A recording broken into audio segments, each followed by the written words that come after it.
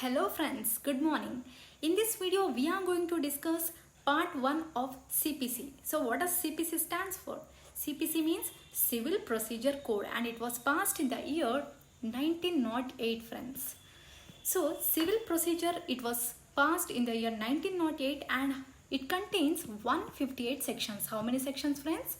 It has 158 sections and it contains 51 orders. So friends, by the way, what is civil procedure code?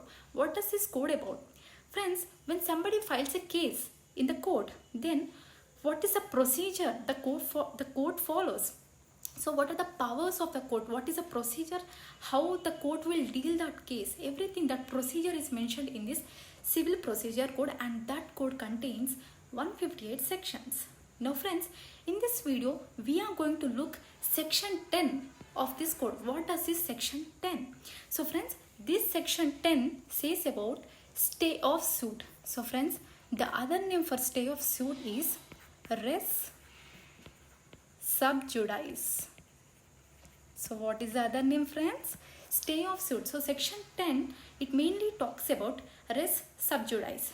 Now, before reading the Bail Act directly, because if you read the Bail Act, you will not understand anything. So, first of all, before defining what is this res sub judice, I will be explaining you with a very simple example. So, first try to understand the example and after completing, then we will start reading what does the Bail Act, what does the section 10 says about it. So, friends, first we will take an illustration. So friends, here there is company A. Here there is company A and this company is, it manufactures biscuits. So this is involved in production of biscuits. And similarly, there is another company, that is B company, and this B company also produces biscuits. Now what is the issue is, the color, the wrapper, the logo of the biscuit and even the size of the biscuit is similar. So company A and company B both are producing similar kind of biscuit. Now A company says that B company is copying them and B company also says the same, that A company is copying.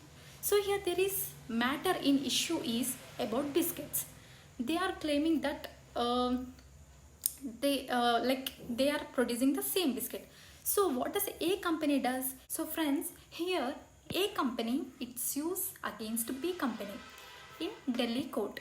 So in the Delhi court, A sues B, and now in this case, A becomes plaintiff and B becomes defendant because A company is the one who is filing the case. Hence A becomes a plaintiff, and whereas B, it has to defend, right? Hence B company, it becomes defendant in Delhi court. Now coming to B company also sues. This B company is present in UP court. This B company is present in UP and this B company also sues against A company. So in UP court, B company has become the plaintiff whereas A company has become the defendant. Now friends, here both the courts are dealing with this matter about that biscuits are producing similar. So here two courts are dealing with the same matter. Yeah, and one more friends, here this A company has sued B on, let us take an example, this has sued against B on 1st of Jan 2015. Whereas here this B company has sued against A on 15th of Jan 2015. So after a gap of 15 days, this B company has sued against A. So now here Delhi court has become the court of first instance. It means first actually the case was filed in Delhi court, right? Now friends, the two courts are dealing with the same matter and Delhi court is calling these two parties A and B, whereas UP court is also calling these two parties.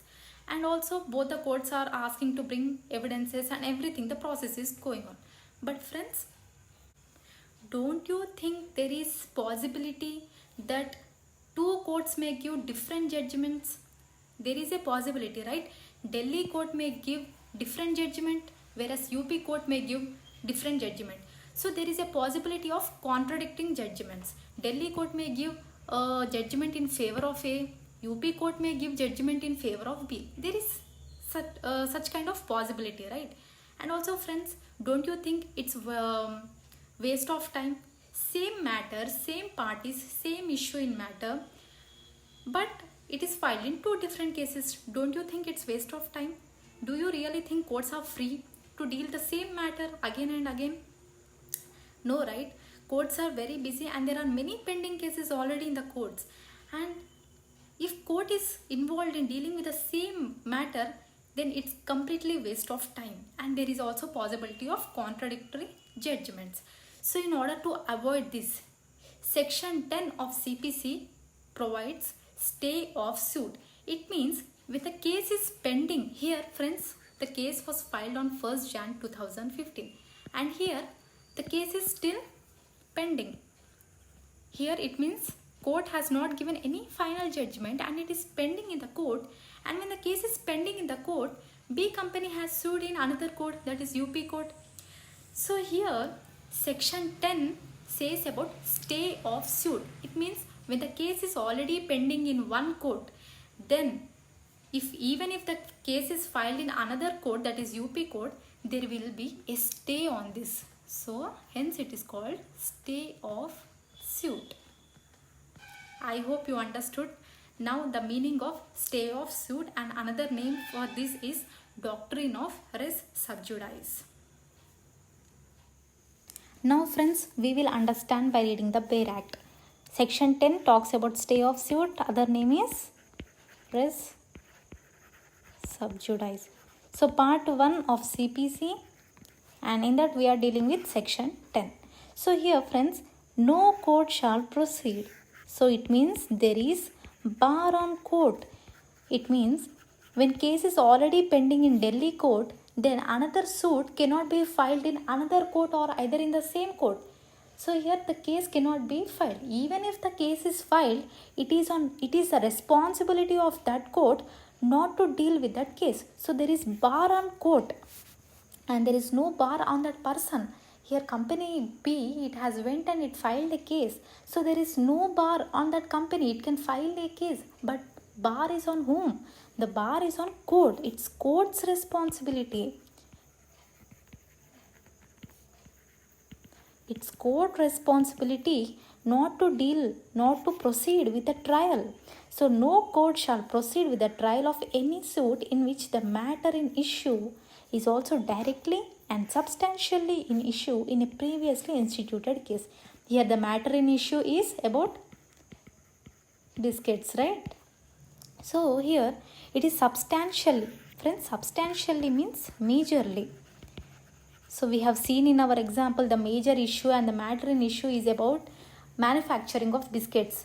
Both are saying that they are copying, right? So here previously instituted suit. It means in our example, first suit was filed in Delhi court on Jan 1st, 2015 and it was between the same parties. In our example, the same parties are company A and company B.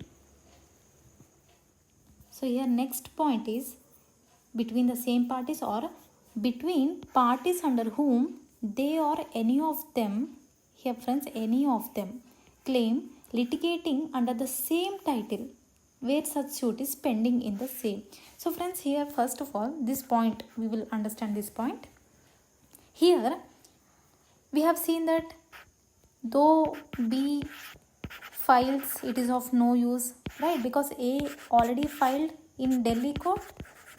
Here A already filed in Delhi court. Hence UP court, there is a bar on UP court that UP court cannot take this case of B. So just because UP court has denied case of B, B can't send his representative B1 to court to file a new case. Because just because party has changed, but the matter in issue, here the matter in issue was same, right? Just because parties have changed, UP court cannot take this case again when B's representative files a fresh case. That is also not allowed. And next point is where such suit is pending in the same or any other court in India having jurisdiction. So friends, here it means in see B has filed a case in UP court, right? So but here B can't do that. Even if B does, it's responsibility of UP court not to take such cases. So here, when such case is pending in the same or any other court, here the case was pending actually in Delhi court, right? In Delhi court the case was pending. So when the case was pending in Delhi court, then B cannot file either in Delhi court nor in UP court. So there is bar on UP court and Delhi court not to take the same case again, because A company has already filed the case and that case is pending. And next point is, or in any other court beyond the limits of India established or continued by the central government and having like jurisdiction or before the Supreme Court. It means, friends, if there is a court outside India, listen carefully, outside India, but that court which is outside India, it is established by central government and it is established and it is continued by central government, then on that court also CPC rules are applied. It means even if there is any case that is pending in this court which is outside India, then on that court also section 10 will be applied. It means when a case is pending in this court which is outside India, then in that court or in any other court which is situated in India, in that court another case cannot be filed. So it's the responsibility of the court not to entertain such cases.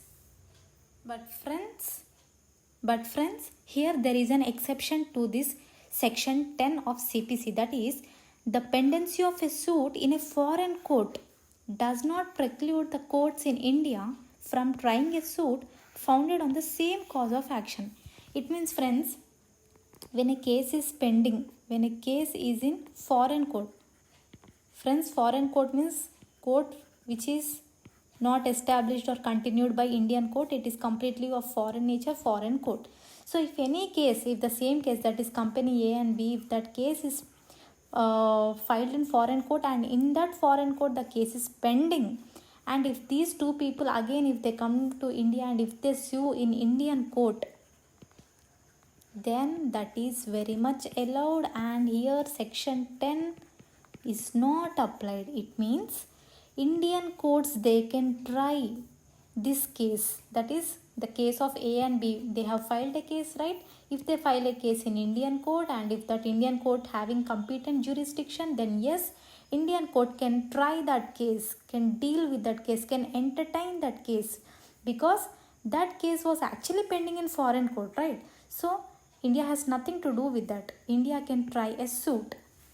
Now friends, res judicata, that is section 11, which talks about res judicata.